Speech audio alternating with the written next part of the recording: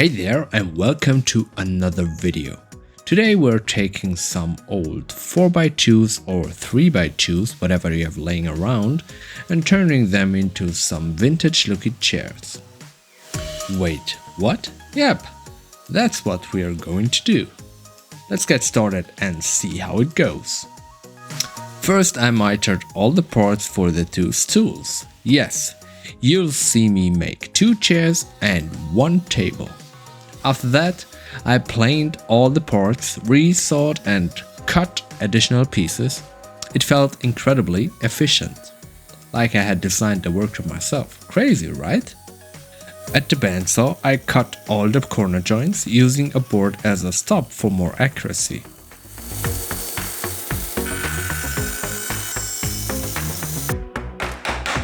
Honestly, I'm not sure what this joint is called.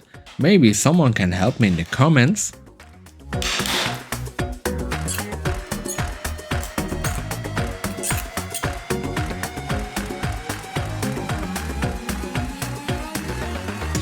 After a test fit that looked good, I felt confident to proceed. Speaking of woodworking, do you enjoy it as much as I, watching people build stuff?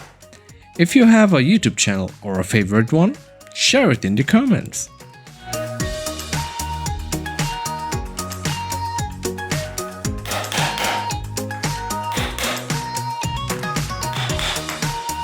Now if you're wondering why I make mortises and tenons instead of using pocket holes and screws to save time, you might be on the wrong channel. No offense, but I'm working to improve my woodworking skills and pocket holes don't help with that. However, I will use pocket holes for the tabletop and the stool tops.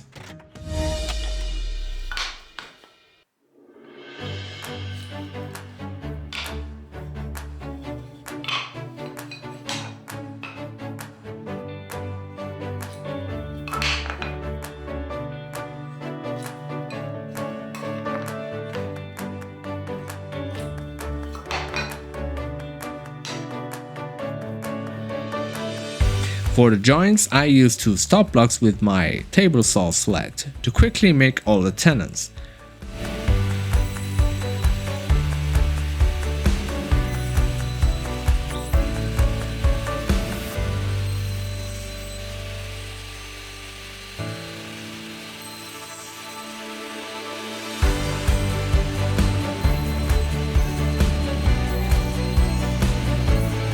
For the table, I started like with the stools by cutting the mortises with the bandsaw and removed as much material as possible to minimize chiseling.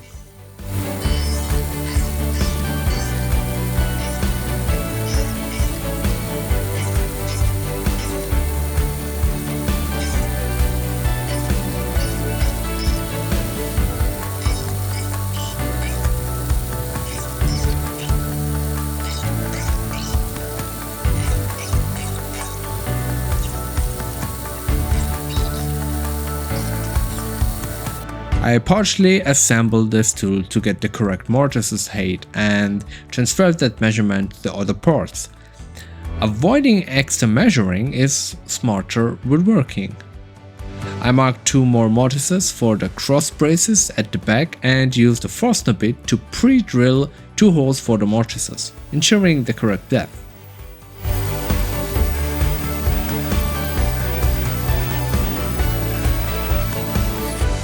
If you're curious, I used Spruce, one of the softest woods, making chiseling easy.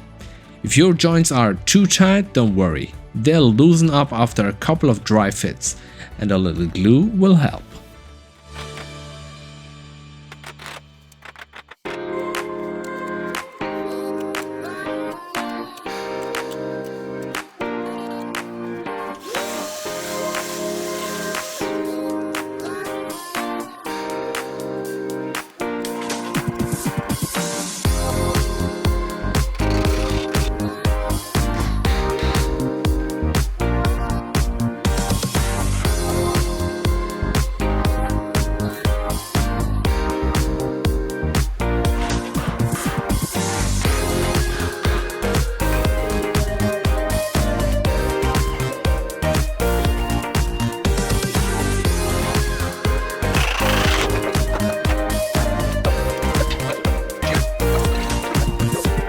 I glued some boards together for the seating surface and considered a concave design for comfort. But after researching, I quickly realized that nobody's doing that, so I left it flat. Again, at the bandsaw, I quickly cut the corners to fit this tool. Editing this video, I can't emphasize enough how convenient the bandsaw is. But there are many ways to achieve this: handsaw, jigsaw, table saw, even sandpaper. Though that might take too long, there are always options.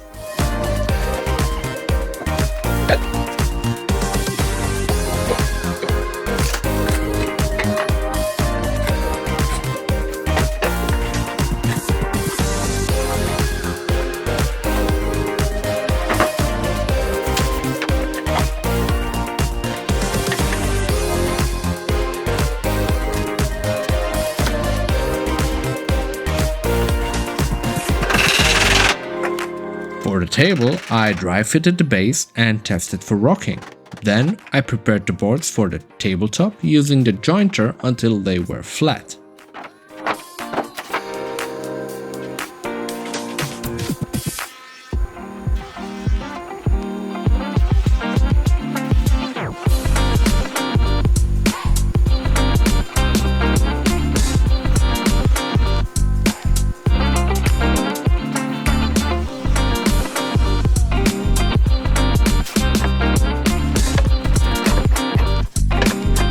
I quickly glued them together and it went smoothly.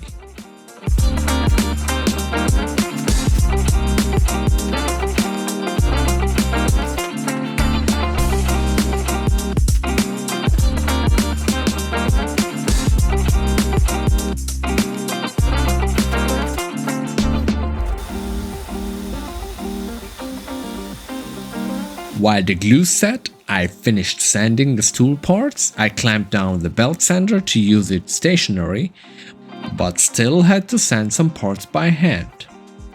Finally, I glued everything together. It can be stressful, but it went smoothly.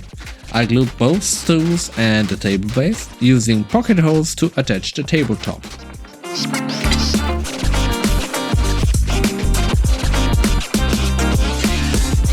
One stool was a bit rocky, which I'll fix later.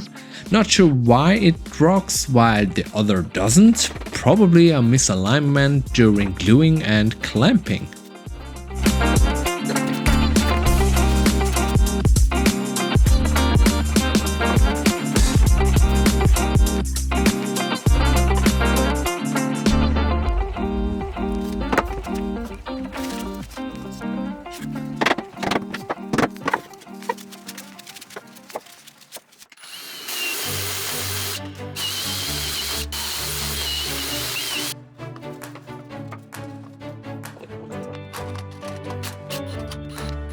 I cut the tabletop to size, marked the radius on the edge with a can, and used the handsaw and belt sander to shape it.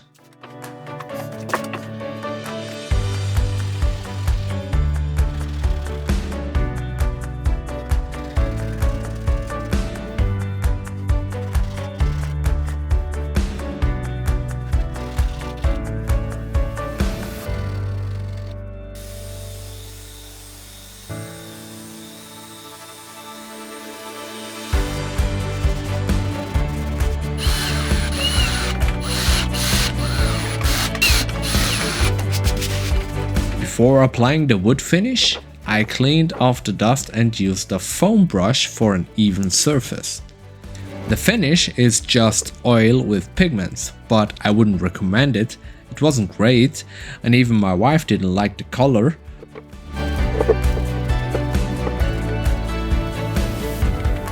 So I decided to paint the bottom of the table white.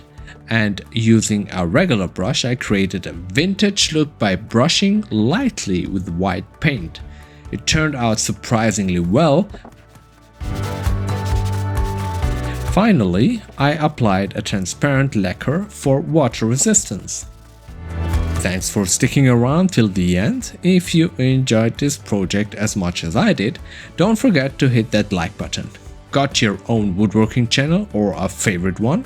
Drop a link in the comments. Let's spread the love of woodworking. And hey, if you have any crazy ideas or challenges for future projects, I would love to hear them. Who knows, maybe we'll turn them into our next adventure. Make sure to subscribe, share, and ring that bell so you don't miss any of the fun.